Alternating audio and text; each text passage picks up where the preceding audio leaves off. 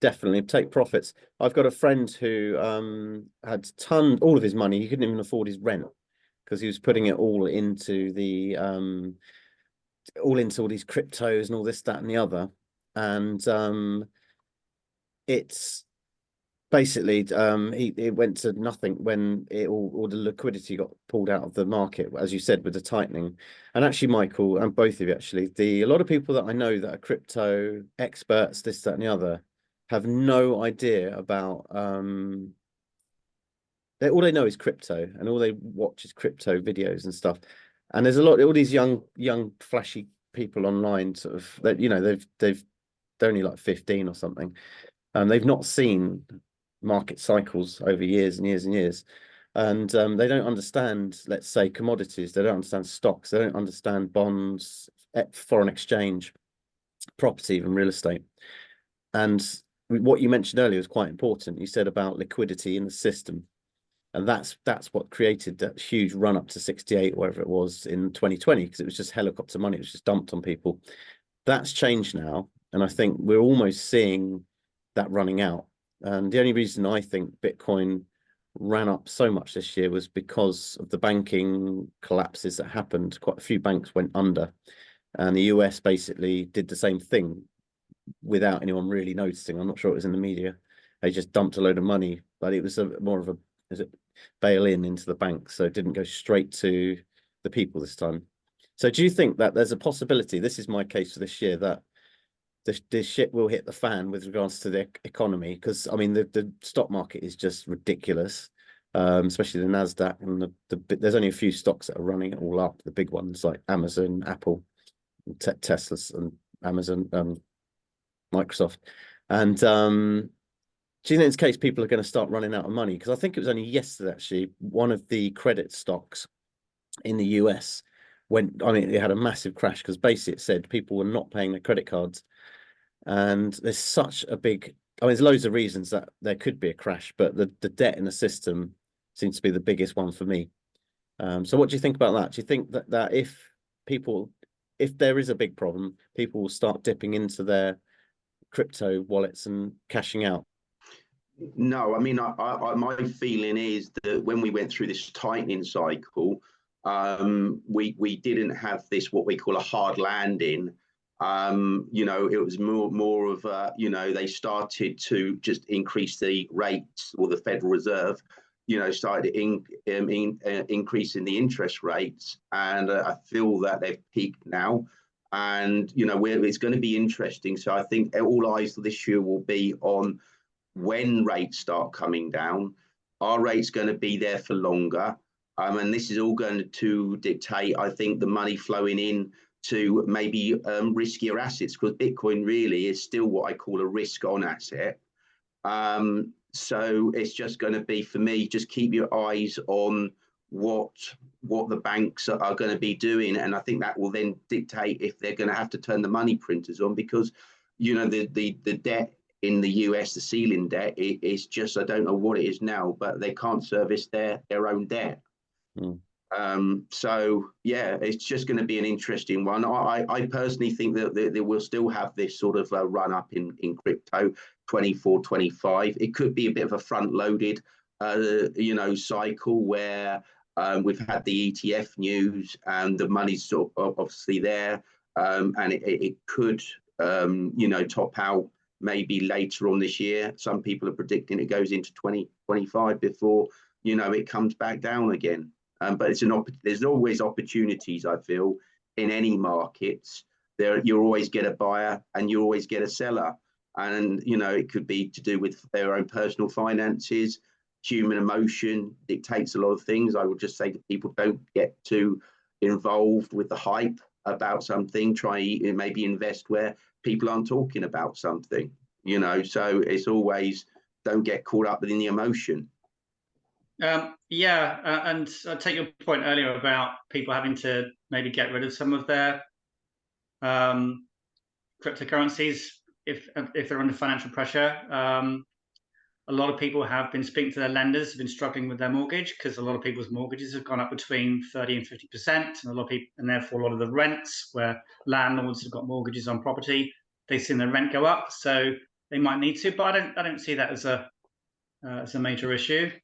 I just think if people are getting into it, a time maybe to not put some money in is when everyone's talking about it. If your sister, your brother, your aunt, and they're all talking about it, you're probably near the top of a cycle.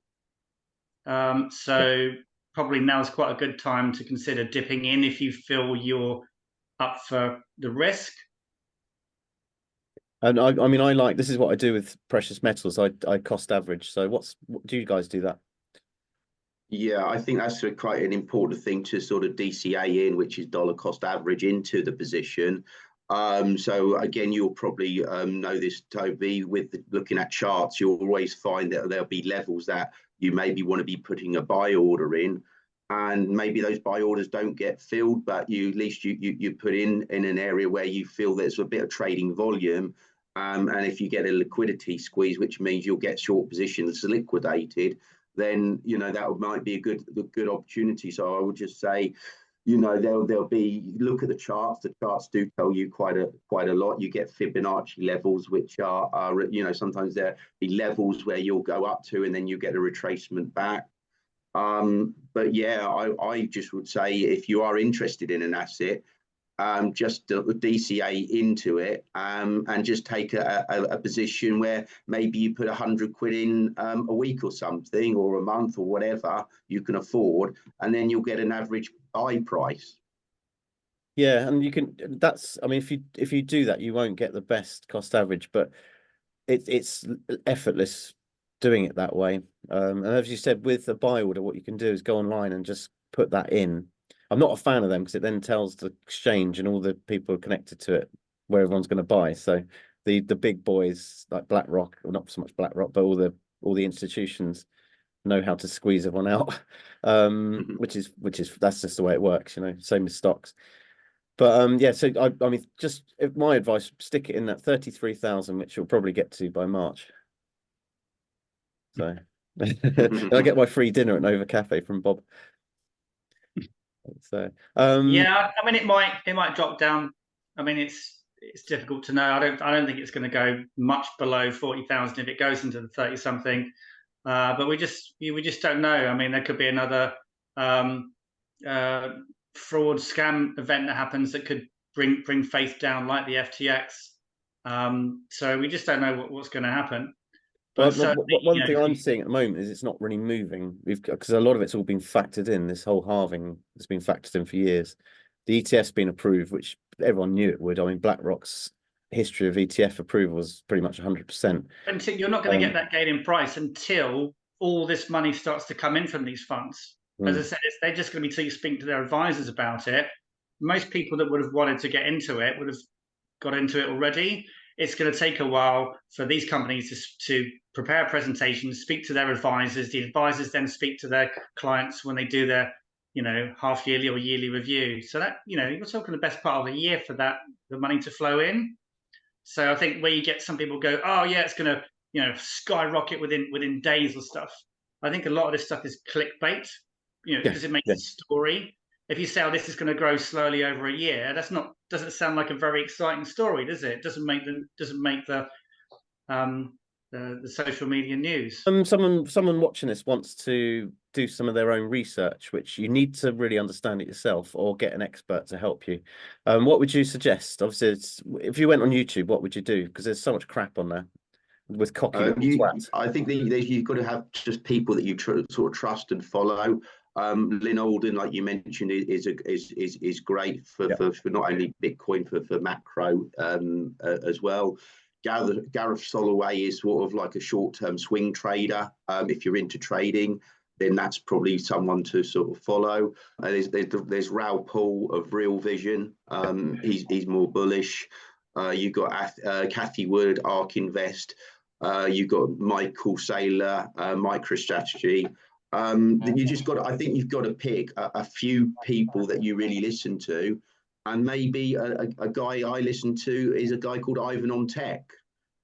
He's really knowledgeable about the technology in cryptocurrency. So you've just got to, I think, listen to lots of different people and then take your own view, your own positions. You get some people that are really bullish, and then you get some people that are really bearish on where the price is going.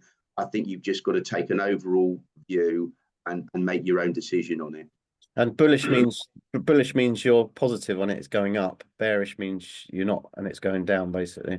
So while we're talking about technology, what's we're going to talk about CBDCs because they're coming in soon. And it was only like a couple of years ago you'd be called a nut job conspiracy theorist for even talking about that. If we talk about what is a CBDC, how will it work, and how will that be impacted, thinking with in mind that the future is going to be very different technologically. Either of you. Yeah, for me, the central bank digital currency thing, there is a lot of fear around it, and I've got who knows where it's all going to go, but I do have a lot of faith in Bitcoin compared to these central bank digital currencies. Whether because more and more countries are going to be adopting, I think, Bitcoin as the year goes on.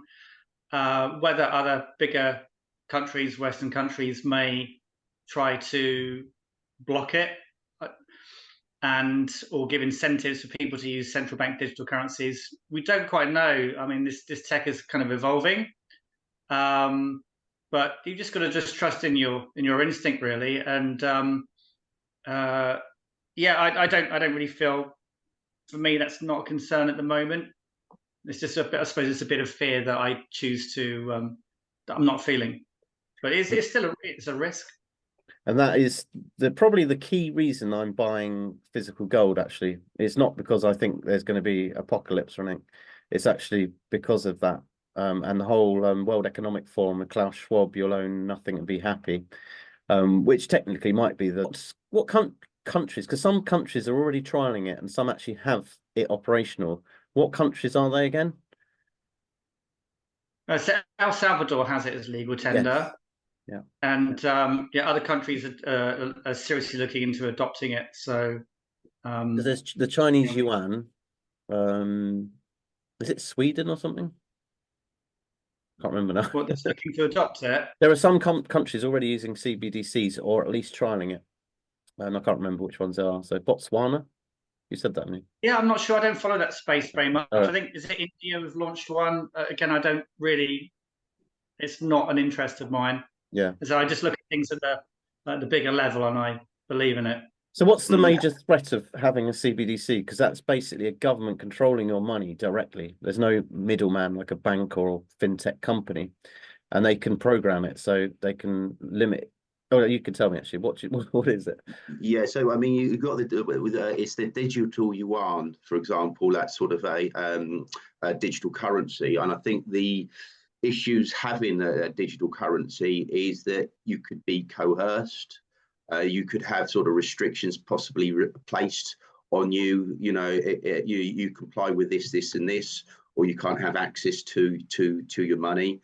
So there's always that risk of being controlled in a way, and I think that's really possibly something that they will filter in at some point. I don't know when the CBDCs will come. I think the technology isn't quite there yet.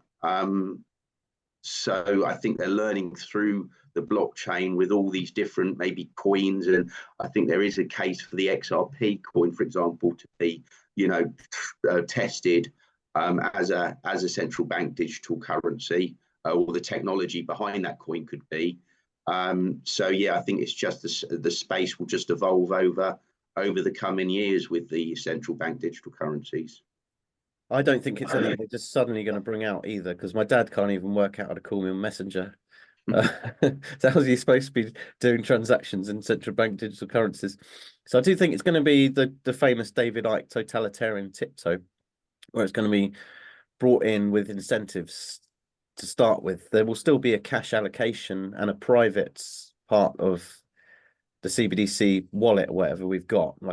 I think that's where they were going with the vaccine mandates, to be fair. That was all going to be bunched in one go, like an ID card, max, and all that, with facial recognition cameras and stuff, which would have been another thing, would have been complete conspiracy theory, but police cars now have them, for example. So yeah, there is a lot of there's a lot of proof that that's the way it's going. I mean, and it's all there. It's all in open. They're actually that's what they're telling you. So anyone that calls us nuts, you just got to look at what they're telling you. It's all there in the open. And but I still think you make a good point that you're going to freeze a lot of people in society, particularly older people, who yeah. are not going to get their head around this stuff. Yeah. And I just think that is a big barrier for it to be coming in, which is a positive thing. And you look at all the different, like these different software systems that they try to bring in with the NHS. I mean, a lot of these things are fraught with problems. So you think they can get this right for a whole country? Yeah, I think we've got a long way to go. Yeah. Yes. But as I've said, I don't think most people at the moment, especially teachers, can acknowledge how different things will be technologically I mean, this ramp up with all the different MacBooks and phones and stuff is nothing compared to what's potentially coming with robotics and AI, just to start with. The future, if we talk about metaverse, non-fungible tokens are another thing, not that they're called NFTs, bit of a bubble at the moment, in my opinion. Wishful thinking with regards to the value of them. The internet's changing, isn't it? From how I understand it, it will change from the likes of Facebook they own you, basically. They own all your data and that, to actually you being an owner of stuff on this new internet that's going to be all encompassing, holographics. I always liken it a little bit to like Iron Man and his little laboratory in his house. So what do you think? For NFTs, non-fungible tokens. In general, what the whole everything's going to change, isn't it? What do you see happening basically, and how will Bitcoin factor into that? Well, just briefly on the NFT side, I think if you've got something that's, let's say, like a non-fungible token or NFTs, basically it's not divisible like Bitcoin is. You can have a small fraction of a Bitcoin or a small fraction of a token. And these NFTs have largely been for sort of images, but I think it's quite still early in that technology, and I think you'll get a lot of proof of purchase will be used, like tickets. Maybe if you bought something of value like a watch, I think it will be used for verifying proper ownership. So I think it's very early. I think it's an exciting technology, and I think it'll be used for all sorts of different things. So whether some of these things will have value because there will be original items with what they represent, who knows? But again, like the AI you're saying, Toby, I don't quite know where a lot of this stuff is going to go. Yeah. There's a good film called Ready Player One, I think it's called. That's a really good one to watch if you want to have a reasonable idea of where this could be going, basically. So what do you think, Michael? Well, again, these NFTs, I never really got involved with the NFT hype in the last cycle, which are, like you said, the non-fungible tokens, which is like a cryptographic asset on a blockchain with a unique identification code. So it's like, you guess, what got really popular, I think, was the crypto punk. And you had all these sort of pictures. So you'd get an original. So this will give you your unique identification code. And so you could purchase the original, and then there would be, like, you can get copies of these things, but unless you actually own the original the unique code, that was your NFT. And they could, they were going for sort of silly money, some of this crypto punk in the last cycle. Again, it was a little bit of a bubble and it came down, but I do think again, it's very, very early stages at the moment with the NFTs, and I think they'll gain a little bit more traction again in the next cycle. I think the thing is with these NFTs, which are sort of traded, it pushed up, I think, from what I understand, was the gas fees on Ethereum, which Ethereum is again a layer one, but they were running a proof of I'm just trying to remember which one it was. So they run a proof of work, and then they transferred to proof of stake, which was a sort of a more ESG compliant way of making the network a little bit more you know, environmentally friendly in a way. What's ESG? ESG is Sustainable. Environment, sustainability, and governance. I remember the day when Bitcoin crashed, and it was because a power plant went down in China, and that then proved that so much of China were basically mining Bitcoin or something.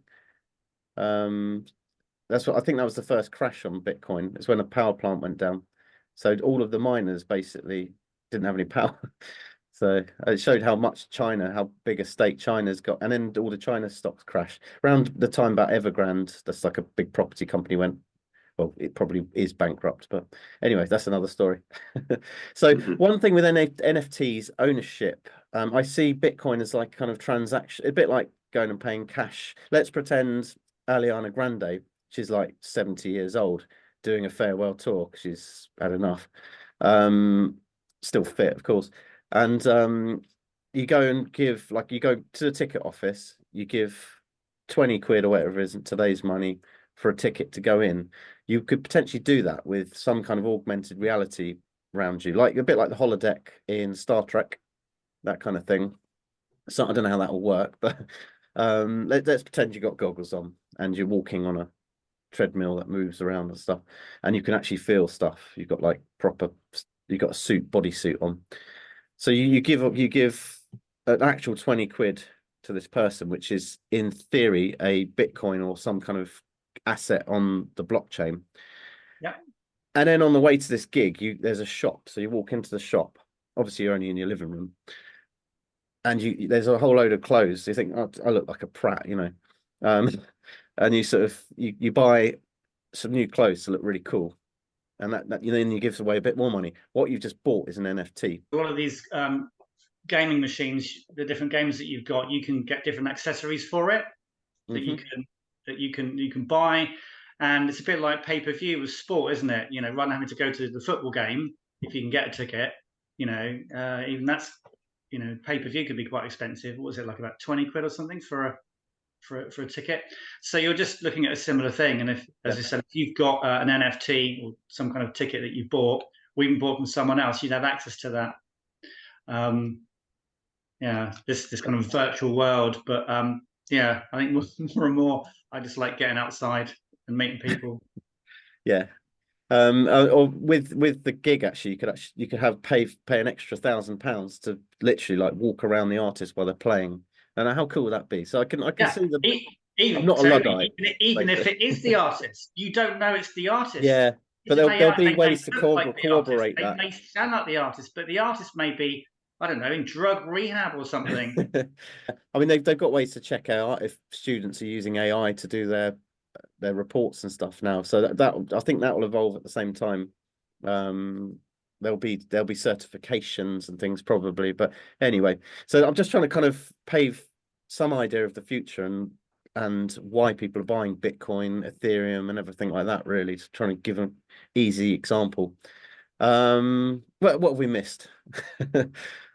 And I think for me, in one of the summaries, that everything is going digital. I mean, you know, radio went digital, TV gone digital, phones gone digital. You know, currency and is going digital with Bitcoin.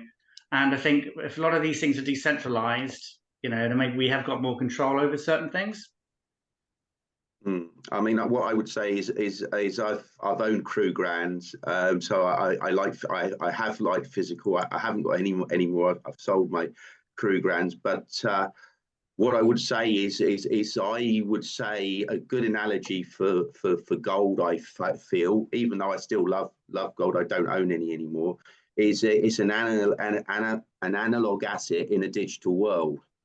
So as we're sort of more going into this, like what Bob says, we're going into the digitalized world. It feels to me that Bitcoin seems to be more of that asset class I want to be a part of. Yeah, as we've said before, just if you've got 500 grand because you've sold your house and you're downscaling, spread it around. That's the best thing. Don't just chuck it onto Bitcoin. Don't just buy gold. That's the way to go. And I have actually made the decision of buying one Bitcoin at some point, and I'm kind of hoping it will get down to $8,000. I was actually quite, I could see that happening. I think it only got to 15, didn't it? But with a real 15.5, 15.6, I think. yeah, with a real liquidity squeeze and some serious global issues to scare enough people. Yeah, if interest rates go up alongside inflation, I think maybe in 2026, if the world hasn't gone completely mad or changed irreversibly, I think you'll look back and think, wow, you could have bought Bitcoin for under $50,000. Yeah, I actually agree with you, to be fair. So, but I still think it'll dump. And I'm as I said, I'm a contrarian, and I like to sit and wait. And also say, speak to people that you know, yeah, that have got experience in this, because you can learn from their mistakes. Yeah, and I mean, I just bought, sorry, come. I was just going to say, don't do things out of fear. Yeah, and do your research. Make your own opinion. I think that's one. We talk about sovereignty and things. I think do your own research and make your own decisions. Don't do it because someone else is doing it. Who told you? Just make your own decisions. Michael?